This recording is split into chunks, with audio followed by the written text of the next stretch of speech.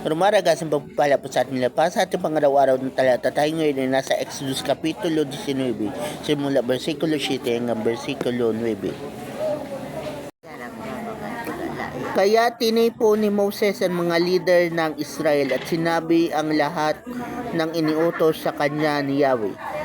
Sila na may parang iisang taong nagulat, isang taong sumagot. Susundin namin ang lahat ng iniutos ni Yahweh. Si Moses ay nagbalik kay Yahweh at sinabi ang tugon ng mga tao.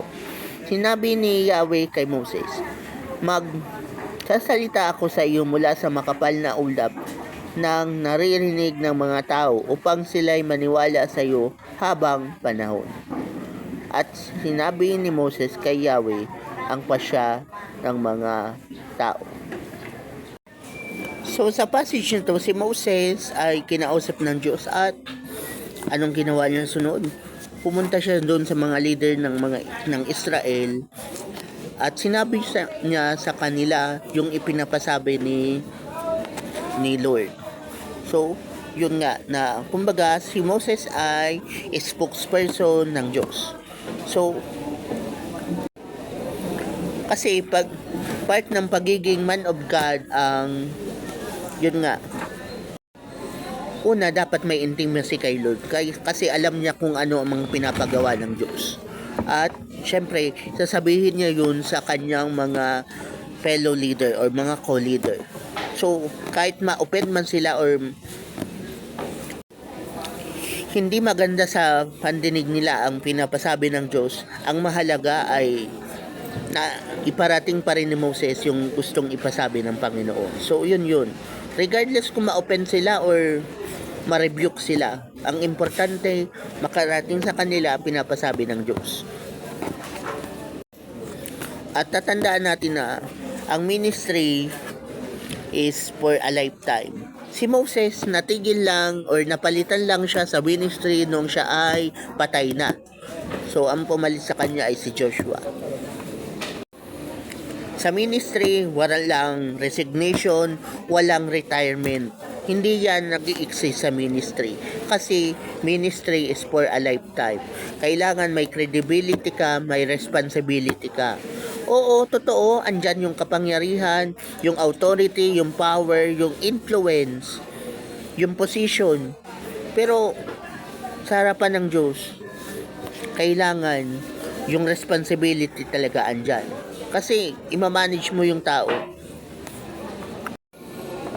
At sa mga senior pastor, so dito si Moses para siya yung leader ng mga leaders. Kasi yung nasa harapan niya ay mga leaders na rin ng 12 tribes of Israel.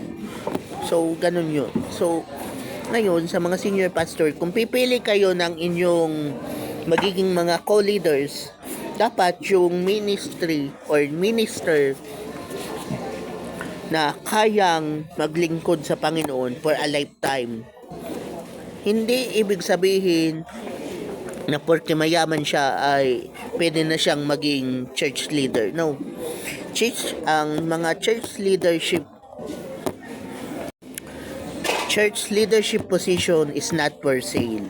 Hindi yan for sale na kung sino ang mayaman, siya lang ang pwedeng maging co-leader mo. Hindi.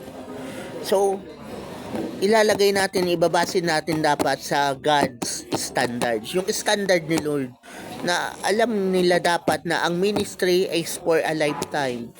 Na matitigil lang at mapapalitan lang sila pagpatay na sila. So, kasi example yung alimbawa, pinili mong co-leader, mayaman, nakakapag-ministry. Paano kung maubusan siya ng kayamanan? Makakapag-ministry pa ba siya? Baka umaasa lang siya sa kayamanan niya at hindi sa Diyos. So, delikado yun. Kasi hindi natin alam kung ano pwedeng mangyari sa ekonomiya. So, hindi basehan na porque mayaman siya ay pwede ko na siyang opera ng church leadership position. No. Kasi ang ministry is for a lifetime. Hindi lang sa porque mayaman ay pwede nang mag-ministry. Mali po yung mindset na yung kanyan. So, hindi ko alam kung mag-a-agree kayo sa akin o magdi-disagree, pero Yan ang point of view ko dyan. Na dapat ang ministry ay para sa lahat ng kinikilala ng Diyos. Hindi kinikilala ng tao. Si Lord mismo dapat ang nag-a-acknowledge sa kanila, hindi lang yung mga nasa paligid nila. Kasi sa panahon natin ngayon, may mga pastor na parang ginagawa nila na pang-akit sa mga mayayaman yung church leadership position para magkaroon sila ng mga co-leaders na mayayaman. So, maling point of view po yun. Kasi, pag naubusan niya ng kayamanan, paano na sila makapag-ministry? So, delikado yan. At syempre, ang ministry is for a lifetime. So, walang resignation, walang retirement. Kaya dapat alam nila na ang responsibility rin is for a lifetime. Kasi si Jesus, pinom niya yung team of 12 niya. At dumating yung panahon, at tayo rin, kahit tayo, darating din ang panahon na haharap tayo sa Diyos. Hindi natin iharap yung ating title, o yung position, o yung ating authority, o yung ating influence. No. Ang iharap mo sa Diyos kung ano ang naging bunga mo sa ministry. Si Jesus, ito yung presenta niya yung team of 12 niya. So ikaw, sinong ipipresenta mo? At isa pa, naalala nyo si Prophet Ananias. Prophet Ananias versus Prophet Jeremiah. Si Jeremiah, totoong lingkod ng Diyos. Si Prophet Ananias, false prophet. So itong false prophet na to, ang dinedeclare niya lang ay yung gustong makinig or marinig ng mga tao. Kahit na hindi naman yun ang pinapasabi ng Diyos. So ano nangyari kay Ananias? Patay. So warning yun sa lahat ng mga lingkod ng Diyos. Na kung ang pinishare mo lang o pinipreach mo lang ay